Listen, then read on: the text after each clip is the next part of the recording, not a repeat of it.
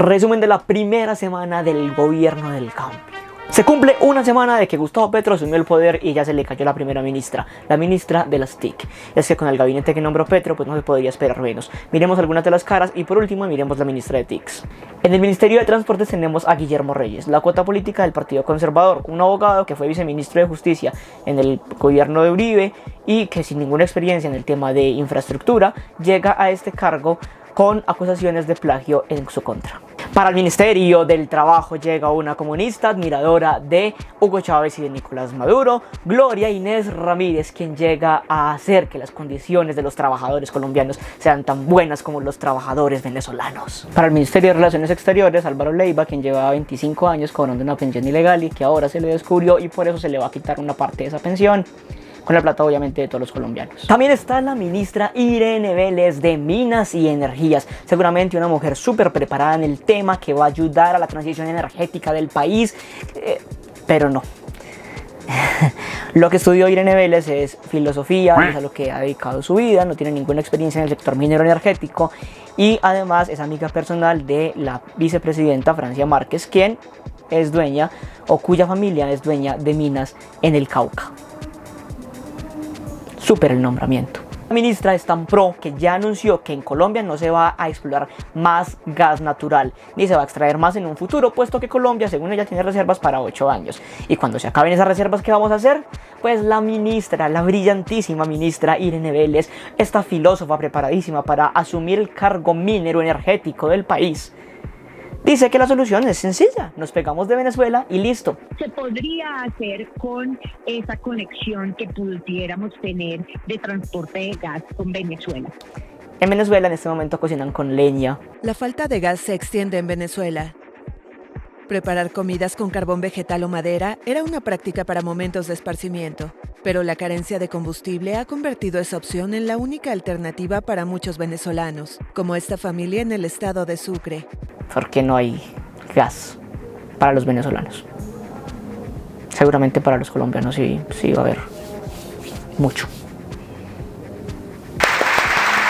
Llegamos a la flamante ministra de las TIC, una señora llamada Mary Gutiérrez, quien no reveló que tenía conflictos de interés al asumir su cargo, puesto que una empresa suya había demandado al Ministerio de las TIC hacía unos años por una millonada y ahora ella, que asumiría ese cargo, podría ser quien definiera la demanda. La ministra de las TIC incurrió en falsedad de documento público y conflicto de interés. Y es la primera ministra del Petro que se cae. Ahora están pensando en poner una nueva ministra, una que es la novia del abogado de Centros Poblados, los que se robaron los 70.000 billones con Karen Abudimen. Y como director del Departamento Administrativo de la Presidencia, una cara renovadora, nueva en la política colombiana, una figura aislada completamente de los personajes políticos que siempre han gobernado este país, el caldense Mauricio Liscano. Un político tradicional de toda la vida, envuelto en algunos escándalos de corrupción y quien a lo largo de su trayectoria política se ha juntado, por ejemplo, con Uribe, con Santos, con la gente de siempre. Y ahora con Petro, otro Roy Barreras, otro Armando Benedetti. Y hablando de Armando Benedetti, ¿se acuerdan cuando el petrismo criticaba con justa causa, estoy de acuerdo con esa crítica, al gobierno de Duque porque pues nombraba gente en cargos como diplomáticos sin que tuvieran ninguna experiencia diplomática? Pues ahora el gobierno de Petro también lo hace. Armando Benedetti, por ejemplo, va a ser el embajador de Colombia en Venezuela. Camilo Romero, por ejemplo, quien tampoco tiene ninguna trayectoria diplomática, sino que simplemente ha sido un político cercano a Petro de toda la vida, embajador en Argentina. Pero el más chévere de todos, el más bacano, es León Freddy Muñoz, un señor que ahora va a estar como embajador en uno de los países que es ruta obligatoria del narcotráfico desde hace muchísimos años, una dictadura que está persiguiendo a los católicos en este momento, que está condenada por la OEA por violaciones a derechos humanos, y este señor que va a ser el embajador en este país tan difícil, en esta dictadura tan complicada, envuelta en escándalos de narcotráfico y demás, es un procesado por narcotráfico también. Obviamente él dice que él es inocente, que él no tiene nada que ver, pero el proceso está abierto por narcotráfico en este momento. Por los lados del Congreso, el gobierno ya llevó la reforma tributaria, una reforma tributaria que entre otras cosas contempla, por ejemplo, ponerle IVA a la gasolina y bajarle los subsidios que tiene, lo cual encarecería todos los alimentos y no solo los ultraprocesados o los azucarados como muchos quieren decir. Como bien lo decía Francia Márquez, en un país que se muere de hambre es un crimen gravar los alimentos.